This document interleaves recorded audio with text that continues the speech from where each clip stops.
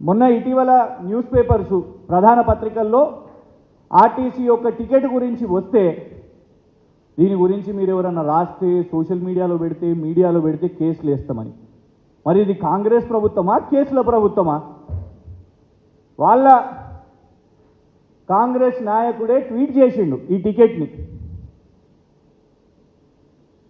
ఇది ఆర్టీసీ సంస్థ కింద ఉన్న ట్వీట్. ఇది కాంగ్రెస్ నాయకుడే అడిగిండు.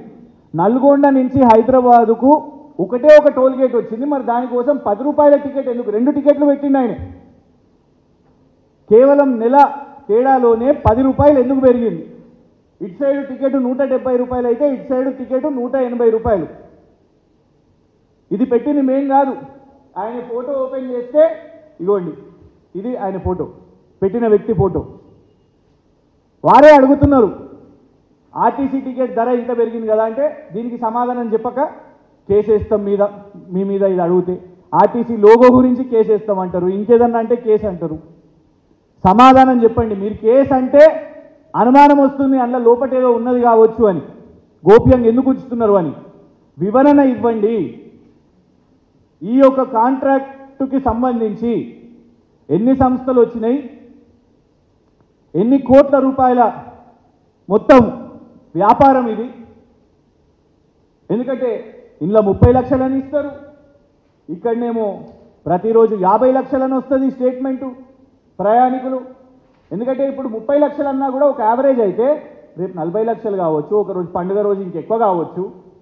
ప్రతి ఒక్క టికెట్ పేరు మీద అక్కడ మరి కమిషన్ వస్తున్నప్పుడు మంత్రి గారికి ఎంత ముడుతుందో అందుకే ఇంత గోప్యంగా ఉంచిర్రా? గతంలో కేసీఆర్ గారి ప్రభుత్వంలో అందుకే కదా టీఎస్ ఐపాస్ అయినా టీఎస్ బీపాస్ అయినా ఈ ప్రొక్యూర్మెంట్ అయినా టీఎస్ అయినా కూడా నేరుగా ఎలాంటి హ్యూమన్ ఇంటర్ఫేస్ లేకుండా టెండర్ల ప్రక్రియలు జరిగినాయి, ఓపెన్గా జరిగినాయి. అలాంటిది మరి వాళ్ళు ఎందుకు దీన్ని గోప్యంగా ఉంచుతున్నారు? పొన్నం ప్రభాకర్ గారు సమాధానం చెప్పాల్సిన అవసరం ఉంది. సోమ్ డిస్టిలరీస్ని అట్లనే గోప్యంగా ఉంచారు. ఇప్పుడు రేపు మళ్ళీ పొన్నం ప్రభాకర్ గారు కూడా జూపల్లి కృష్ణారావు గారు లాగా వచ్చి చెప్తారు కావచ్చు, మాకు తెలియకుండా జరిగింది, మంత్రికి తెలియకుండా జరిగింది అని. ఇంత ప్రెస్టీజియస్ కాంట్రాక్ట్ రాష్ట్రంలో మనం ఒక టికెటింగ్ సిస్టమ్, కొత్త డిజిటల్ సిస్టమ్ తెస్తున్నాం. ఆ సిస్టమ్ నిజంగా కూడా మంచి సిస్టమ్. అది దాన్ని గతంలో కేటీఆర్ గారు మంత్రిగా ఉన్నప్పుడు దాని మీద సమావేశాలు జరిపి అవన్నీ కూడా జరగాలి, ఇది రావాలి అని పైలట్ ప్రాజెక్ట్ కూడా చేసినాం.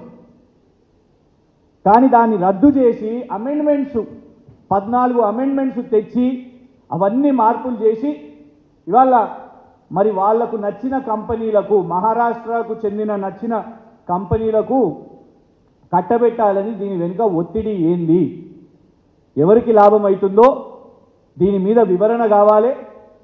ఈ మొత్తం కాంట్రాక్టుకు సంబంధించి ఎన్ని లావాదేవీలు జరిగినాయి, అసలు ఈ కాంట్రాక్ట్ డీటెయిల్స్ ఏంది, ఎన్ని కంపెనీలు పోటీ పడ్డాయి, దానికి మొత్తం కూడా స్పందన చెప్పాల్సిన అవసరం మరి మంత్రిగా పొన్నం ప్రభాకర్ గారిది.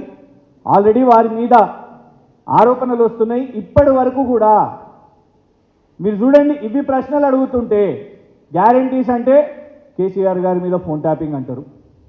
మళ్ళా గ్యారంటీస్ ఏమైనాయ్యా, 2500 రూపాయలు మహిళలకు ఏమైంది అనగానే మేడిగడ్డ అంటారు.